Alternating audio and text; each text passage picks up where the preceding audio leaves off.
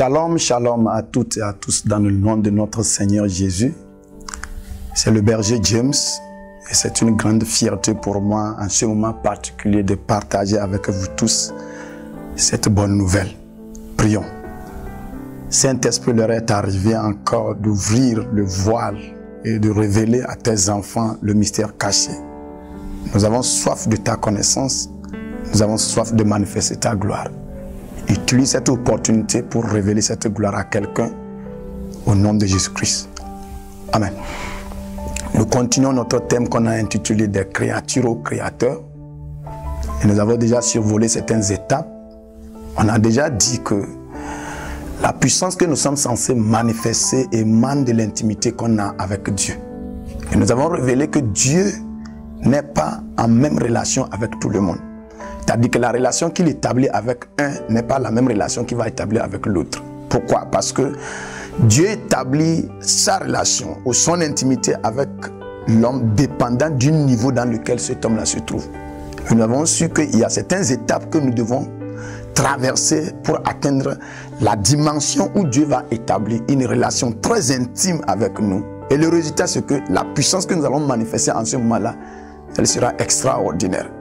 Nous avons dit la toute première étape, c'est que nous tous, nous sommes nés en tant que créatures. Dieu nous a créés. Pour cela, la relation qu'on établit avec lui, c'est une relation de créateur et créature. Cette relation ne nous donne pas beaucoup de choses. Elle ne révèle pas beaucoup de choses dans notre vie. Et maintenant, pour quitter de l'enfant, de créature plutôt, à l'enfant de Dieu ou à l'enfance de Dieu, à l'enfant, être enfant de Dieu, il va falloir qu'on expérimente quelque chose. Et là-bas, la Bible dit, ceux qui ont cru à la parole, ceux qui croient en son nom, ceux qui l'ont reçu, elle leur a donné le pouvoir. Vous comprenez en même temps que pour quitter de créature, atteindre un enfant, il te faut un pouvoir. Alors nous avons dit que, étant enfant seulement, cela ne te garantit pas. Il y a beaucoup de chrétiens qui se disent que je suis chrétien il y a de cela 15 ans, mais je ne vois rien dans ma vie. Ce n'est pas la durée que tu fais à l'église qui fait le résultat. Non, c'est la nature de la relation que tu établis avec Dieu. Nous les chrétiens, nous survolons ou nous banalisons l'intimité ou la relation avec Dieu. Et nous cherchons seulement les résultats, ce que nous voulons recevoir de Dieu. Or, Dieu ne nous donne pas les choses parce qu'on en a besoin, il nous donne parce qu'on a atteint une certaine dimension donnée. Alors, pour quitter de enfant, devenir fils de Dieu, il va falloir qu'on reçoive l'esprit du Fils. Je ne parle pas du baptême du Saint-Esprit où on parle en langue. Ça là, tout le monde en a expérimenté. Je parle d'une relation très intime avec le Saint-Esprit. C'est pourquoi Romains 8, verset 14 dit, tous ceux qui sont conduits par l'Esprit de Dieu, c'est eux seuls qui sont fils de Dieu. Tous ceux qui sont conduits. Être né de Dieu, c'est différent d'être conduit par Dieu. Et Jésus-Christ, il était né de Dieu. On l'appelait enfant Jésus. Il avait besoin de l'intervention de ses parents biologiques pour pouvoir le faire échapper à ce que Hérode organisait. Mais lorsqu'il est devenu fils, c'est-à-dire dans le Jourdain, le Saint-Esprit est descendu sur lui, ça ne serait plus ses parents qui vont le conduire, mais c'est le Saint-Esprit qui va le conduire. C'est en ce moment qu'il est devenu fils de Dieu. Et nous nous sommes arrêtés là-bas la dernière fois. Aujourd'hui, nous allons continuer. Est-ce que c'est la dernière étape fils de Dieu? Non. Il y a une autre étape qui vient. Et lorsque nous quittons de fils, nous rentrons dans cette étape, nous allons voir que ce que nous allons commencer par manifester va être encore super extraordinaire. Quelle est cette étape? Jésus-Christ qui est devenu fils, parce que le Saint-Esprit est descendu sur lui. La Bible dit dans Philippiens qu'il a pris le manteau du serviteur. Alors il faut quitter de fils, rentrer dans serviteur. Je donne cet exemple-là. Tous les enfants savent qu'après la mort de leurs parents, ils seront des héritiers. Mais imagine si ton papa a une grande entreprise et que tu n'as pas appris comment travailler dans cette entreprise. Tu n'es pas premièrement devenu serviteur. Tu ne connaîtras pas comment fonctionne l'entreprise là. Alors pour quitter de héritier et devenir propriétaire vraiment de l'héritage, il va falloir que tu aies la connaissance de comment fonctionne l'entreprise là-bas. Donc c'est là-bas que ça nécessite que tu prennes le manteau de serviteur. Lorsque tu deviens serviteur, ça veut dire que tu commences toi aussi maintenant à prendre part à l'activité que ton père fait. C'est en ce moment que tu seras maintenant intimement lié avec l'entreprise. Alors Jésus-Christ est devenu serviteur. Et quand il est devenu serviteur, on a commencé par voir qu'il dit, ce que mon père fait, c'est ça que je fais. Alors, quand Jésus-Christ est devenu serviteur, il a commencé par faire comme son père. Nous devons atteindre cette dimension de serviteur de Dieu. Je ne parle pas de pasteur seulement, évangéliste seulement. Je ne parle pas de prophète seulement. Nous tous, nous devons, c'est une dimension que tout chrétien doit atteindre. Être serviteur de Dieu. Tu dois atteindre cette dimension-là. Et lorsque tu es simplement commerçante, mais tu es au niveau serviteur, tu vas voir que tu vas commencer par opérer dans le commerce comme Dieu opérait. Il faut atteindre cette dimension-là. Mais le niveau là n'est pas le niveau seuil, parce que Jésus-Christ a dit maintenant dans Jean chapitre 15 verset 15, je ne vous appelle plus serviteur, mais je vous appelle ami. Quand il dit je ne vous appelle plus serviteur, il explique car le serviteur ne connaît pas ce que fait son maître. Je vous appelle ami maintenant parce que vous connaissez ce que mon père m'a montré. Abraham n'était pas appelé seulement serviteur de Dieu, entre-temps il est devenu ami de Dieu. David est devenu l'homme du cœur de Dieu. Cela veut dire que lorsque tu atteins à cette dimension où tu es devenu ami de Dieu, Dieu prend congé de se manifester sur la terre ici. Il te laisse la place maintenant de manifester à sa place. En ce moment, tu décrètes certaines choses. Ça ne sera plus par la volonté de Dieu, mais par ta volonté. Élie pouvait dire qu'il n'y en aura pas ni riz, ni pluie, ni rosée, sinon à ma parole. Ce n'était pas la parole de Dieu, c'était la parole d'Élie.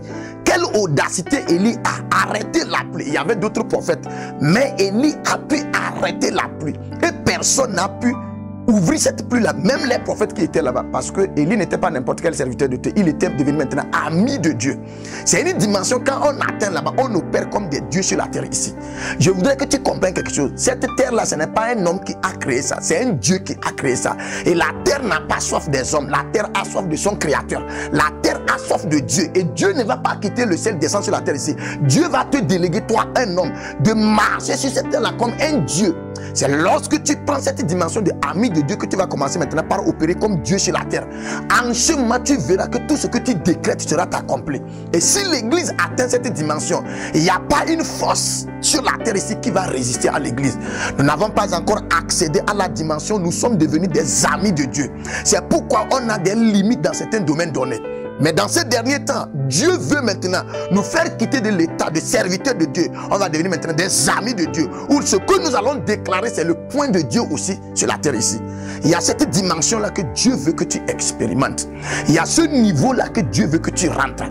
C'est le moment où tu atteins la dimension de ami de Dieu, que Dieu va partager avec toi la gloire. Et lorsqu'il partage avec... Regardez ce qui s'est passé avec Moïse sur la montagne. Lorsqu'il a rencontré Dieu sur le mont Sinaï, il a entendu la voix de Dieu. Et Dieu lui a dit le bâton qu'il tenait pouvait faire des miracles. Il était serviteur de Dieu.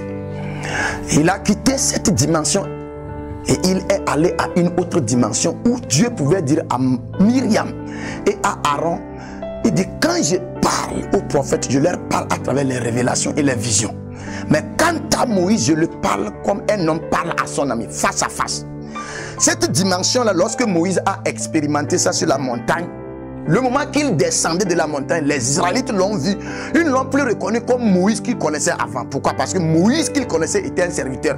Mais Moïse qui est en train de retourner maintenant, ce n'est plus serviteur, c'est ami de Dieu. C'est-à-dire qu'il manifestait les choses comme Dieu manifestait. C'est en ce moment que les enfants d'Israël ont commencé par respecter Moïse. Tu vas comprendre que lorsque Moïse est allé sur la montagne faire 40 jours, 40 nuits là-bas, les enfants d'Israël n'ont pas dit que comme Moïse est parti, il ne revient plus. Changeons Moïse à un autre homme. Ils ont dit, ce Moïse-là est parti, on ne sait pas qu'est-ce qu'il fait là-bas. Changeons un Dieu. Fabriquons-nous un Dieu. La question est de savoir, est-ce que c'est Dieu qui est parti? Non.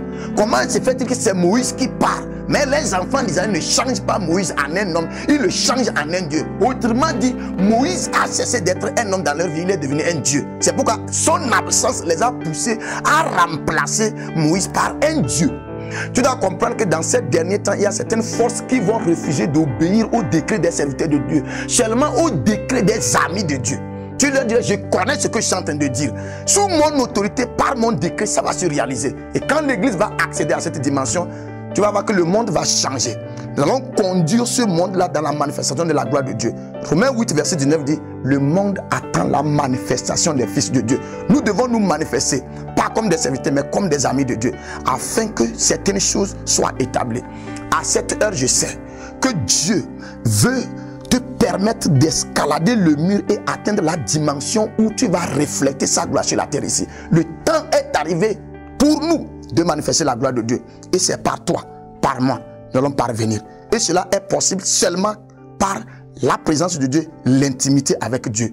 Je fais appel à toi de revenir vers Dieu, de chercher à être associé, uni, intrinsèquement lié à Dieu, afin que tu quittes de ce niveau de serviteur au niveau d'ami de Dieu, vraiment parlant, et tu vas manifester les choses.